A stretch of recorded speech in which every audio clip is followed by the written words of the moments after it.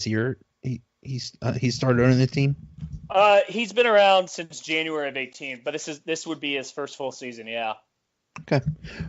What is the deal with all those celebrations? I just saw the last one, Duck Duck Goose. I mean, it's so cute. Yeah, man. Yeah, cute's a word I guess you could use. You know what? I will say, hockey Twitter gets pretty pissed off. It's very polarizing, I guess. You see stuff like Brian Burke saying it's the most ridiculous things ever said. Well, Brian Burke sucks, so no one really cares about him. I would say that it's really gotten the fans behind it. Hockey is supposed to be fun. I think people stay to the end of the games now. Even if, they're going to win, and people would kind of hurry up the exits if a blowout or if it's a close game, they leave as soon as the horn sounds. People stay till the end. I mean, I know my father-in-law has been getting season tickets for 20 years, and this guy, as soon as the horn sound on a close game, he'd be gone. Now he stays and watches it. And, the whole crowd gets into it. It gets going. And, I think it's fine for people to look at it as this is stupid or whatever, but it does engage the fan base. And for a non-traditional hockey market like this, it does help. I think one thing to keep in mind, I think I saw something on Twitter where some guy goes, I just don't think you can have a Stanley Cup mentality if you're, sitting around planning celebrations. Well, Oh my God. I will tell you this. All the celebrations go through Justin Williams, and Justin Williams has won 3 Stanley Cups. So I think that guy's thought process is it's kind of flawed. He's known as Mr. Game 7. I think it's okay. I mean, if they're having fun, what's wrong with that? Jeez.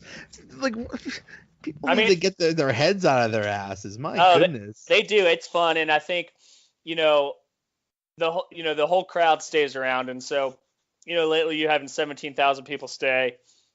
It gets people excited, and people want to know, oh, what do they do? What do they do? What do they do? And, and that's fun, and they're getting pretty creative with it. So. Yeah. What? It's fun. Let them have fun, and hopefully, they can make the playoffs, and then that takes it up a whole other level. And it kind of reminds me of Vegas last year. Vegas did a lot of non-traditional things with their productions and stuff like that. It's like, you're not hurting anybody, so what? Like, that's people don't like it. They should just shut up. Well, yeah, they better hope the Canes don't make the playoffs or start to surge here, because I think they're going to find out they'll be eating crow for all the stuff they've been saying, how Raleigh's not a good hockey market. I think we are. I think we've proven we have been. The problem is history, just outside of the Stanley Cup and a Stanley Cup champion, Stanley Cup Finals, and Eastern Conference Finals. We really haven't had much to cheer about. But it's a good sports town. It's just you got to give a winner. You got to have a winner to get people to pay that sort of money to go to the games. That's all. Exactly, and that's like that anywhere. If you're losing for a long time, the attendance is going to be down. There won't be as much interest. But if you're winning and making the playoffs and things, everybody will be into it. So yeah, that's all I need is a playoff run, and especially a deep playoff run, and then we'll see how crazy things get. How's things going at Raleigh City Sports? Oh man, it's good. We actually just won the People's Choice Award for the Triangle, so the Raleigh Durham Chapel Hill for Podcast of the Year. So congrats.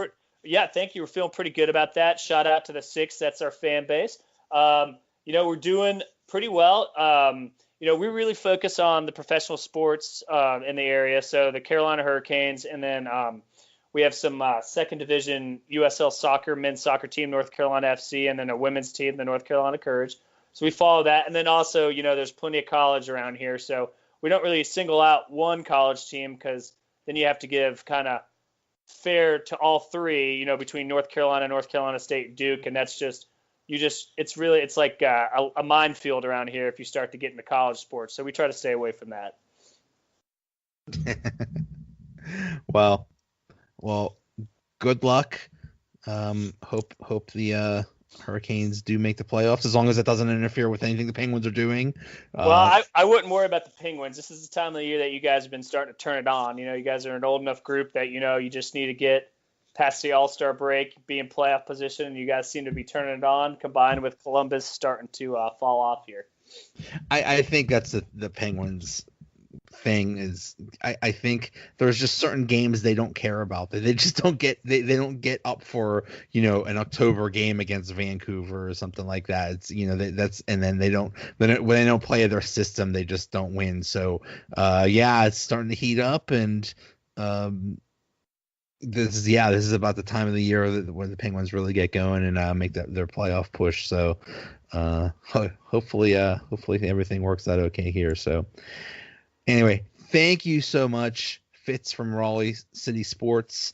That is RaleighCitySports.com, and you guys are on Twitter, rcitysports. That's right. Thank you so much. This was great. Hey, thanks, man. Hey, best of luck to you guys. Best of luck to your podcast, and we'll be talking soon. All right, thanks a lot. Thanks for listening. We'll be back tomorrow to recap the Super Bowl. Thanks again to Fitz from Raleigh City Sports. Talk to you later. Another episode is in the bag.